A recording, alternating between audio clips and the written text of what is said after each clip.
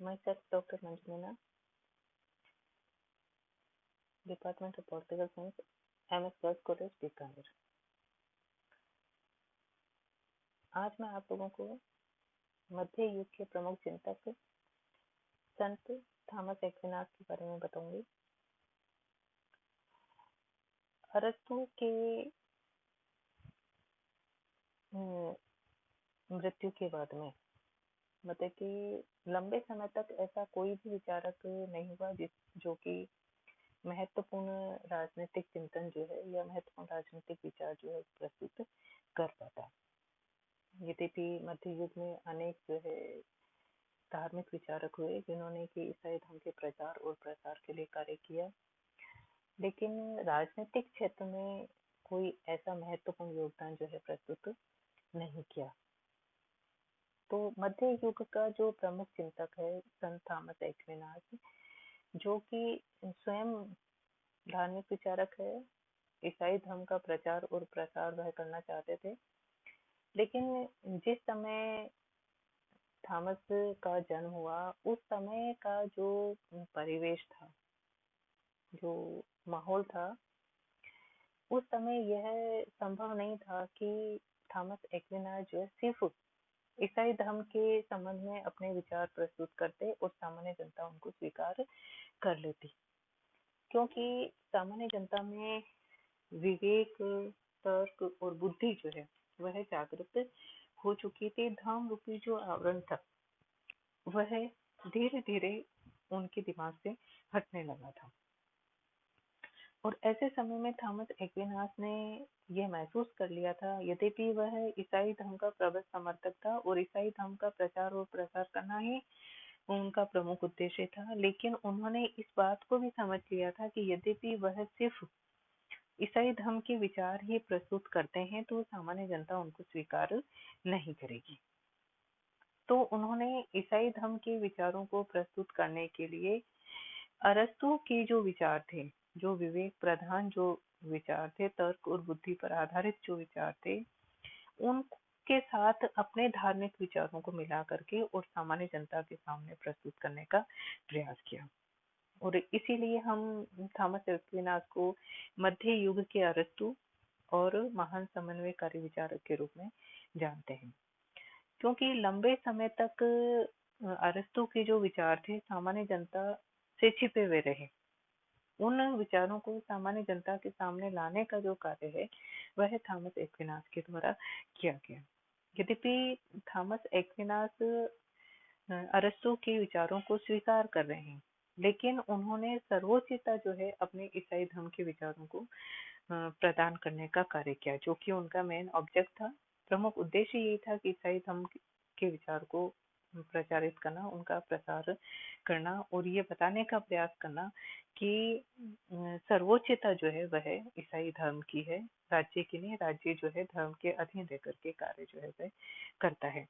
लेकिन फिर भी और अन्य धार्मिक विचारकों की तुलना में उन्होंने अरस्तु के विचारों को जो है स्वीकार किया और उनके साथ अपने विचारों को मिला करके उस सामान्य जनता के सामने प्रस्तुत करने का कार्य किया।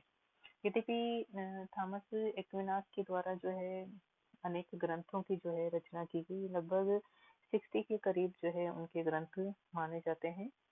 लेकिन उनमें से कुछ जो उनके महत्वपूर्ण जो ग्रंथ हैं उनमें हम सुमा थियोलॉजी का रूल ऑफ प्रिंसेस जो है, ऑन किंगशिप जो है, और सुमा कंट्रा जेंटाइल्स जो है, इनका जो है नाम विशेष रूप से लेते हैं और इसमें उन्होंने जो है अपने विचारों को प्रस्तुत करने का जो है कार्य किया। तो अरस्तु के विचारों को हम दो भागों में बांटते हैं। एक तो एक्विनास के विचारों को हम दो भागों में बांटते हैं। एक तो उनका जो राजनीतिक चिंतन है, जिसमें उन्होंने अरस्तु के विचारों के साथ में जो है ईसाई धर्म के विचारों को मिला करके और बताने का प्रयास किया है। और दूसरे उनके जो महत्वपूर्ण विचार हैं वह है कानून संबंधी विचार, जो कि उनके महत्वपूर्ण विचार जो है वह माने जाते हैं। तो थॉमस एक्विनास जो है अंतिम मध्यकालिक जो है विचारक है। इनके साथ ही मध्य युग का जो है वह अंत होता है और उसके बाद जो विचारक आते हैं मैकियावेली, जिनसे कि हम आधुनिक युग की शुरुआत जो है वह मानते हैं। तो संत थॉमस एक्विनास को हम मध्य युग का अरस्तु, महान समन्वयकारी विचारक और अंतिम जो है मध्य युगीन विचारक के नाम से इनको हम जानते हैं। तो थॉमस एक्विनास की जो समन्वयवादी जो विचारधारा है, उस विचारधारा में उन्होंने ईसाई धर्म की जो रूढ़ियां हैं, प्राचीन जो दार्शनिक जो हैं, उनके जो सिद्धांत हैं, उनके साथ साथ उन्होंने समन्वय करने का जो है प्रयास किया। उनके जो दो प्राचीन जो विचारक थे, अरस्तु और ऑगस्टाइन जो है, के दर्शन शास्त्र और धर्म शास्त्र, जो कि उनके परस्पर विरोधी जो सिद्धांत थे, उनमें एकता स्थापित करने का प्रयास किया। मतलब कि अरस्तु जो है विवेक पर जोर देता है और ऑगस्टाइन जो है वह विश्वास पर जोर देता है। मतलब कि थॉमस एक्विनास ने अरस्तु की बातों को सही मानते हुए तो माना, लेकिन उनको अंतिम सत्य वह नहीं मानता है। मतलब कि अंतिम सत्य जो है उस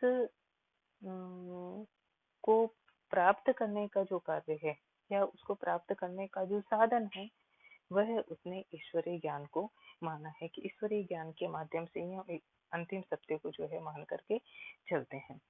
क्योंकि अरस्तु जो है विवेक को महत्वपूर्ण मान रहा है, तर्क को, बुद्धि को महत्वपूर्ण मान करके चल रहा है, इसलिए अरस्तु जो है सिर्फ इस जगत की बात करता है और वह ये कहता है कि हम अपने इस जीवन को कैसे सुख में जो है वह बना सकते हैं। तो हमें इस चीज के लिए प्रयास करने चाहिए कि हम अपने इस जीवन को किस तरीके से सुखी और आनंद में जो है मना सकते हैं। और राज्य का कार्य भी यही है कि व्यक्तियों का ये जीवन जो है किस तरीके से अच्छा जो है बन सकता है।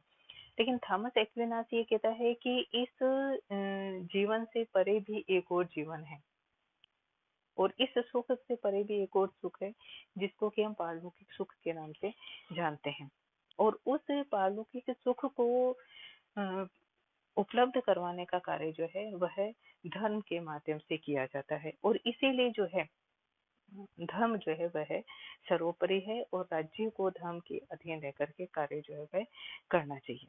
तो वह राज्य को तो स्वीकार कर रहा है, लेकिन राज्य को वो अंतिम मान करके नहीं चल रहा है कि राज्य के ऊपर भी एक और सत्ता है, जिसको कि हम कहते हैं ईश्वरीय सत्ता।